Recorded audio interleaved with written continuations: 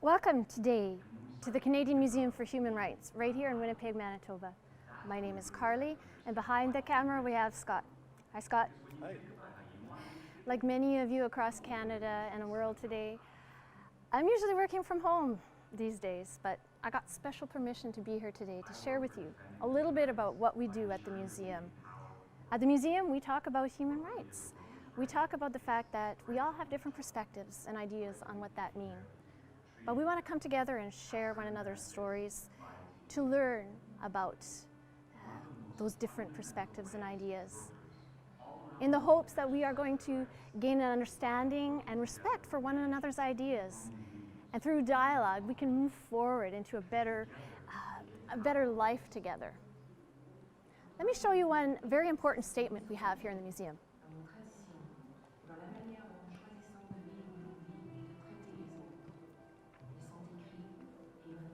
Along the back wall, you can see this declaration here, and it might be familiar to some of you. Let me read it to you. It says, "All human beings are born free and equal in dignity and rights." Did you recognize it? It's from the Universal Declaration of Human Rights, written in 1948. And it expresses some very common ideas and values across peoples of the world. Ideas like freedom and equality, things that we all want to live a better life. And we keep that in mind as we explore through the gallery, these ideas about human rights.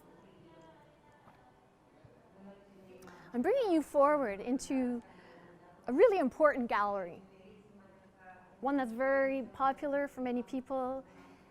It makes a very important connection to nature. Every time I come in here, I feel it's welcome, warm, and inviting. It's called Indigenous Perspectives. I'd like us to take a look out through the window here. You can see past this beautiful ceremonial terrace into St. Boniface and the surrounding area that the museum is on. It's a National Historic Site called the Forks. And I'd like to recognize now that this place called the Forks, these are ancestral lands for Indigenous people since time immemorial. It's actually been a meeting place and a gathering place for Indigenous peoples. And when there were archaeological excavations before the museum was built, there were thousands, hundreds of thousands of artifacts testifying to the fact that this has been an important place for Indigenous peoples. As a matter of fact, a really cool thing that was found was this moccasin footprint of a person who walked here about 750 to 800 years ago. It really serves as a good reminder for those who have gone before us. And along this panel, I really want to point out to you someone who's important right here in Canada, but especially in Manitoba. His name is Luriel, and he is a Métis leader. He became a great human rights defender for Métis people and, in fact, everyone who was living around in the Red River Valley area. And the actions that he took really led to the creation of Manitoba in 1870, and we're celebrating that 150 years this year. His provisional government that guaranteed rights for so many of the people living here at the time remind us that he actually was our first premier.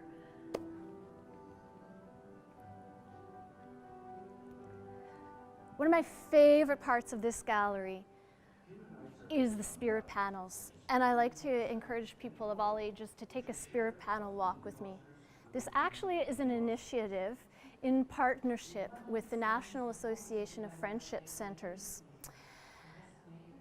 In sharing circles, an elder, an Indigenous artist, and Indigenous youth and communities across Canada came together to have conversations about their visions and ideas and concepts of human rights.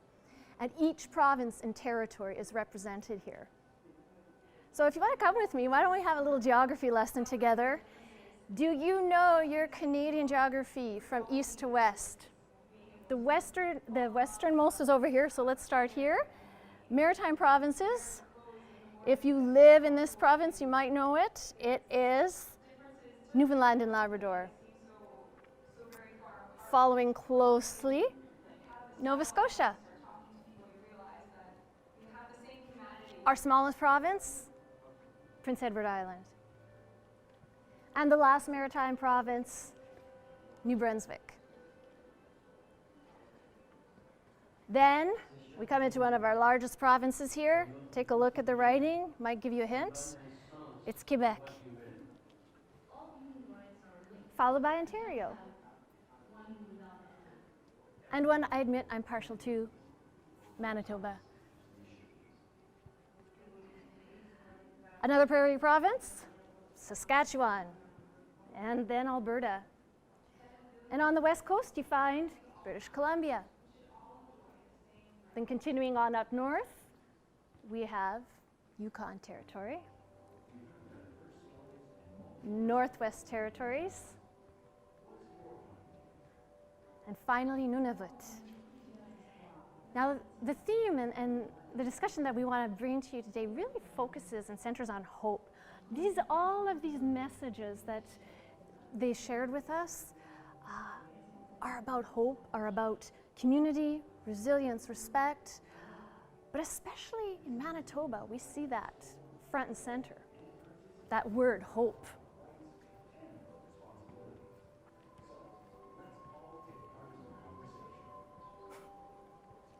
It's actually written right here. Ruth Christie was the elder who helped lead the conversation circles in Selkirk Friendship Center, and Louis Ogema was the artist. He actually gave us the word for hope here in Anishinaabe and in Syllabics in Ojibwe.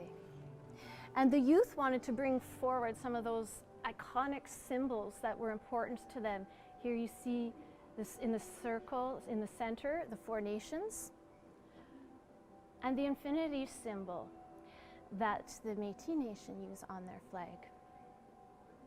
There are also some motifs here, such as the wolf and the bear, which represent some sacred indigenous teachings. When I look at all of these spirit panels, I'm really humbled, and I reflect upon what those messages mean to me as well. The idea of responsibility and connection that we all have together, this humanity that we share. And what can I do as to not only enjoy my human rights, but what is my responsibility to help other people enjoy and share in those as well.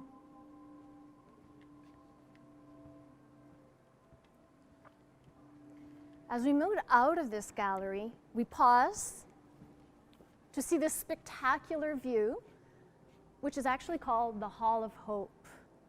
This was a vision of the architect. His name is Antoine Predock. And he meant it to be a guiding light for us, a journey of discovery from darkness to light. As we move through the museum, we're going to uncover many different stories of different human rights journeys. And this guides us along the way. You can see that the ramps are covered with a stone called alabaster. And inside, in behind, there are LED lights and reflective mirrors that give this luminous glow. For me, it evokes a sense of comfort and hope. And as a matter of fact, it can evoke those possibilities of healing along the journeys that we sometimes take. Alabaster was an important stone in ancient times. It was used to create containers called alabastrons that held healing ointments. It's a great way also to get your exercise. There's almost 800 meters from the bottom to the 7th floor. And if you like, from there you can actually take about 108 steps to visit the Israel Asper Tower of Hope, which gives a great panoramic view of our city. That said, if that doesn't interest you, that long walk, you can always take the elevators.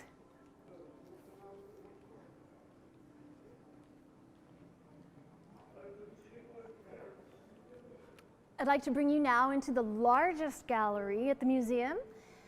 and it's called Canadian Journeys. As we move towards this gallery, you're going to be met with almost 70 stories, different Canadians from across all of Canada share their human rights journeys. Depending on who you are or were, where or when you lived, your human rights journey may be very different from your neighbors. Some of these stories talk about victories, and some talk about struggles. We encourage visitors to explore at their own pace and find connections, meaningful connections where they can really learn about those stories that may affect them in ways they have never even thought of. As we move forward into the gallery,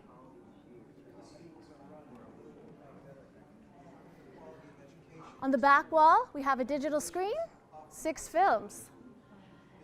But we also have still images, and each one of them tells a real human story. You can explore them in our insight stations.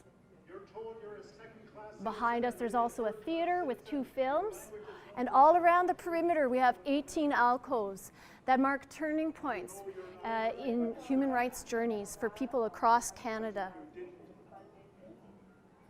One of the most popular attractions in this gallery is right in the center, and it's called the Lights of Inclusion. Why didn't you come in here with me? Oh, it's like magic.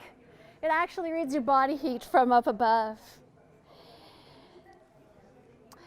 It actually is a great way to spend a few hours with your kids if you want to be able to explore. It keeps them occupied. But when I think of Lights of Inclusion, it tells me this. We all have our circle. We all want our personal space.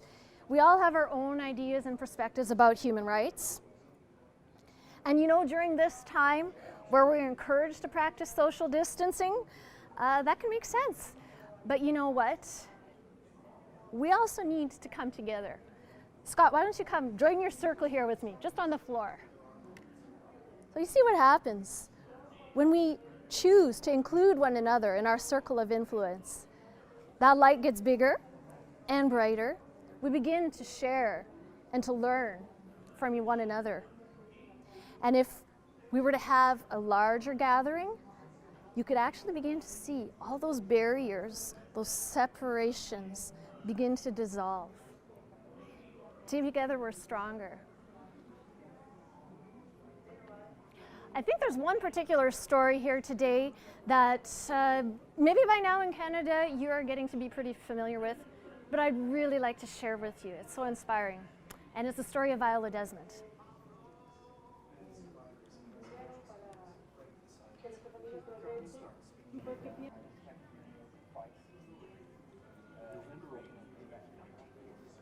Actually, my daughter just did a project on this. Yes, she did it, not me, even though I work here and brought her here to help research. Viola Desmond's story is one of courage and determination, even self-sacrifice, in order to face social injustice, racial inequality. And we as Canadians are all the better for it. Viola Desmond, she was an intelligent, successful, ambitious Black woman in the 1940s in Nova Scotia. She owned her own beauty salon and ran a beauty school for Black women who didn't have any other means to get professional education because of the institutionalized racism that existed at that time. So one day, this is what happened. Viola Desmond, she was on a business trip between Halifax and Sydney, Nova Scotia, and her car broke down in a little town called New Glasgow. So she took her car to the garage, and what are you going to do when you have a few hours to kill in a small town you're not very familiar with? She decided to go to the theater. So she went in and she bought a ticket for a seat, and she went and sat on the ground floor close to the screen. As a matter of fact, her sister Wanda told us that she had forgotten her glasses in the car. She needed to see up close. But then what happened was the theater management came and told her that the ticket she had bought was actually for the balcony. Well, Viola went back to the ticket office and asked to buy a ticket for the ground floor. And that's when she had to confront that racism that existed, that hidden segregation that actually was going on in Canada against Black people. She was told that they weren't allowed to sell tickets to people like her. And so that's when she knew that she had a choice to make. I don't think that when Viola Desmond woke up that morning, she thought that she was going to be facing a life-changing decision. I don't think any of us really wake up thinking that today I'm going to change the world. But Viola Desmond, she actually did. She decided at that point she was going to face head-on that inequality, that injustice. And so she actually went and sat back down in her seat. And it was at that point that the management actually came in with a police officer. They took Viola Desmond out of the theater. She was arrested and thrown in prison. And even when she faced the courts, they would not admit that there was any racial motivation behind this. Do you know what she was charged with? No, it wasn't even causing a public commotion.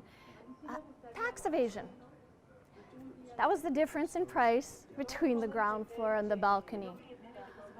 I can hear them saying the same thing in the film at the same time. Well, this news really mobilized the community. They were indignant. They knew the injustice that was going on. And so people came together to support Viola in her legal battle, in her battle for human rights. But even on appeal, unfortunately, Viola, she lost her legal battle at the time. And she did pay a price, because sometimes when we want to stand up for what's right, it takes a lot of effort and we may have to pay a price. But fortunately, her story and her experience continued to inspire and mobilize people to continue to fight against injustice in Canada. And thankfully, by the 1950s, there were laws that were put in place to ban this type of segregation. So thank you, Viola Desmond, for the work that you did. Unfortunately, it took a long time for us to recognize this. As a matter of fact, her story was only recently uncovered and rediscovered, and she finally received an absolute pardon in 2010 from the Lieutenant Governor of Nova Scotia. And today, she's honored all across Canada as the face of our new $10 bill. Notice how it's in portrait mode? I love that. Oh, hey. Maybe you have one of these right now, somewhere in your pocket. An unexpected, pleasant surprise at the unveiling was the fact that our museum right here, the Canadian Museum for Human Rights, was featured on the other side.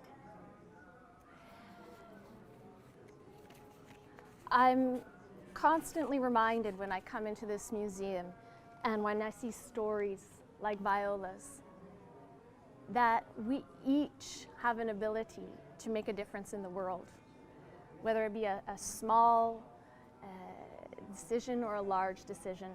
We each have the opportunity to take action, to look around and to see how can we help others? How can we make the world a better place? And so I think about the way that we, today, as we're facing together these new challenges, can promote human rights by thinking about the fact that we all have and desire that right to life, to health, to safety, and to compassion. So if you want to help make a difference, just take a look around and take a step towards towards human rights and towards helping your fellow Canadians, and even those people around the world that you may not actually be able to physically touch, you can reach out to them virtually. Well, that's actually the end of our brief mini tour at the museum. If you liked what you saw, you can comment. You can follow us on Instagram, on Facebook, on Twitter. We'd like to hear your comments, your thoughts, and your questions. And you know what? We have a lot of extra stories and resources that you can explore on our website at humanrights.ca. If you want to learn more, just visit us there anytime. Thank you for coming today. I've been so privileged to be here, and I hope to see you soon. Take care.